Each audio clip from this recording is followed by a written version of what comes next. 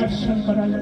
মহাপ্রভু আমার সেই বৃন্দাবনের যে কৃষ্ণ রূপ দাদাকে দর্শন করালো, আর দাদা নয়ন ভরে দর্শন করলেন। আর সেই রূপ দর্শন করে ভাই কানাই বলে অচৈতন্য হয়ে ভূমি ঘুরে যাচ্ছে। ছোট্ট কক্ষ দিয়ে নন্দন আচার্য দর্শন করলেন, আর বাইরে এসে বললেন, দেখো দেখো সবাই তোমরা জেনে যাও যে ওই বৃন্দাবনের দুই ভাই কানাই বলায় তারাই দুইজনে এসেছে নদিয়ায় কলিযুগের মাটিতে। ভাই নিতাই আর কেউ আপনারা বলুন, বড় ভাই নিতাই আর ছোট ভাই শ্রী গুরুরাম।